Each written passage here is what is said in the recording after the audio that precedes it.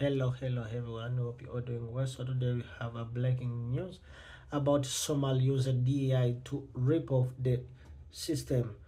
So if you are new here, please can consider subscribe, like, share. Don't forget to leave a comment. For returning subscriber, thank you so much for your support. Really, we appreciate.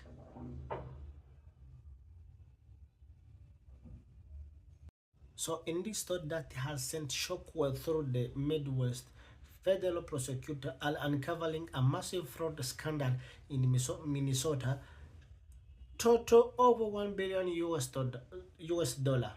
So today we analyze how the system designed for social support and inclusion where allegedly weaponized and facilitate thief on the implicated scale. Before we dive into detail, we want to acknowledge all the digital journalists and contributor whose work has brought this story to forefront. As a significant shout out to goes to Nick Shelley, the YouTuber who is investigate content initiative exposed this the discrepancy and has since drawn the attention of mainstream media outlets like a CNN. We also recognize the original creator of every clip and stitch feature in this report, including Minneapolis, Hydroman, and various analysis whose first-hand observation provide the foundation for our discussion. The core of this investigation centered on non-profit Feeding Our Future, which accused of funneling taxpayer dollar intended for hungry children into luxury house, high-end cars over overseas real estate project. According to the resource, this fraud thrived because the organization utilized diversity, equity, and inclusion (DEI) as the shield against security whenever state official raised the red flag, such as invoice that made no mathematical sense or feeding center located in empty strip mall. They were where they meet with accusation of racism and discrimination. So the key point of this ongoing investigation include the scale of thieves, while the broader scandal involved 1 billion US dollar, at least 250 million was specifically stolen from pandemic era food aid program. So tactical manipulation, fraudulent provide a allegedly inflated number claiming to several thousand of children from small apartment of or empty office. So the systematic fear state agents reported backed off on the audit because in post George Floyd climate a threat of being labeled racist carried enormous political power. So community impact, the action of the small group of offended has created a stigma of the broader Somali community in Minnesota, and Rego to non-profit has seen their funding cut as a result of the fallout. So while there are no official finding starting that DAI caused the fraud, criticism agree created an environment where officials were too afraid to enforce basic law. So fear for social and political relation investigation remain open as a public grapples with how hundreds of million dollars disappeared, while many American citizens struggle with the rising cost of living. That is one.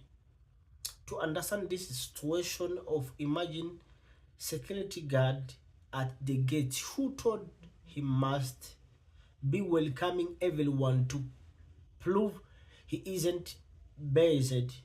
If he sees someone carrying a heavy safe out of building, but it's thought that asking to see a receipt would be considered an act of prejudice, and he might step aside to avoid trouble in this case, and gate was the left wide open, not because the guard was raised but because he was terrified that doing his job would be mistaken for lack of kindness.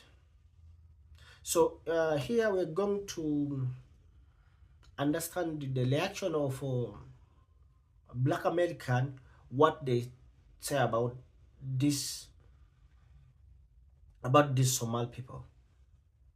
The $1 billion welfare fraud scandal in Minnesota was enabled by DEI.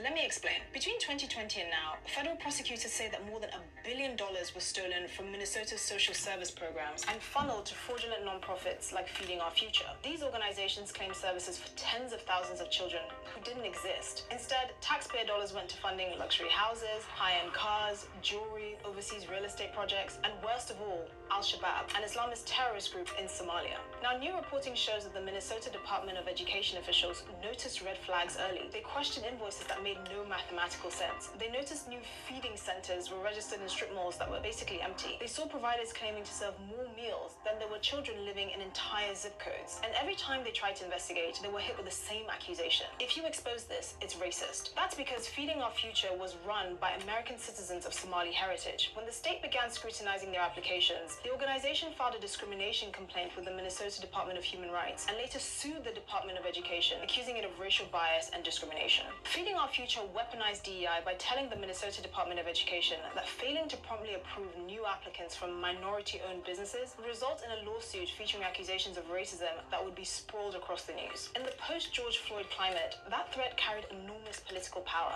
So agencies backed off, approvals kept flowing, and the fraud exploded. Most of the people charged in this fraud are a tiny fraction of Minnesota's Somali community, which is now stuck with the stigma created by a small group of offenders and the state government too scared to enforce basic rules. Minnesota is now shutting down programs, launching audits, and trying to rebuild oversight that should never have collapsed in the first place. What happened wasn't just fraud. It was fraud that thrived because people put the desire to prop up diversity, equity, and inclusion over reality. And in the end, the taxpayers and residents of Minnesota are the real losers.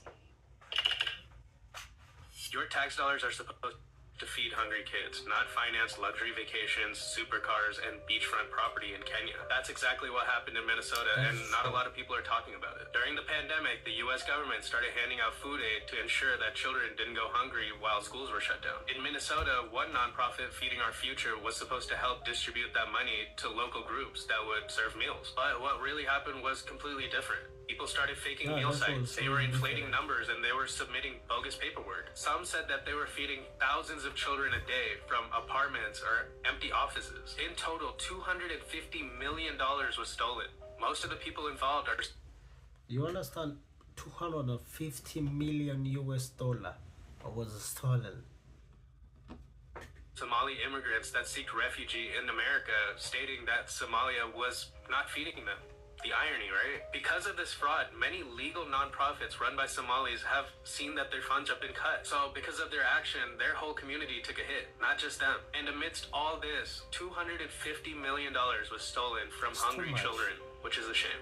For the scheme to work, the daycare centers need to sign up low-income families that qualify for child care assistance funding.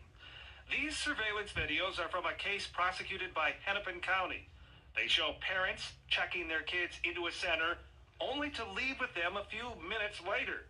Sometimes no children would show up, but either way, the center would bill the state for a full day of child care. This video from that same case shows a man handing out envelopes of what are believed to be kickback payments to parents who are in on the fraud. Where was the money going? I don't know exactly where it went.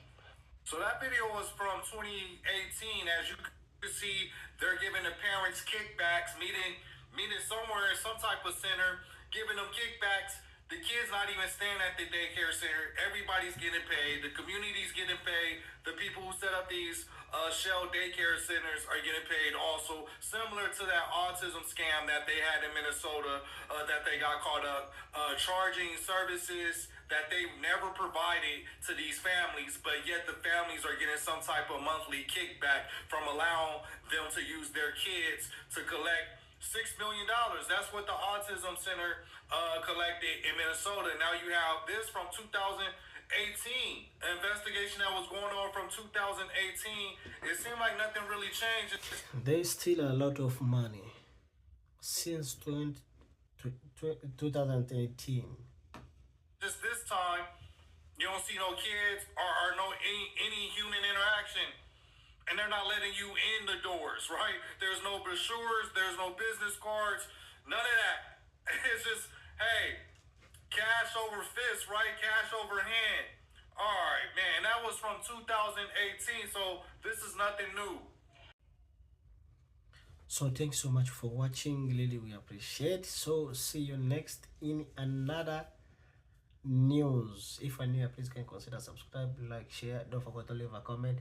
And if you're a returning subscriber, thank you so much for your support. Really, we appreciate. See you next in another video.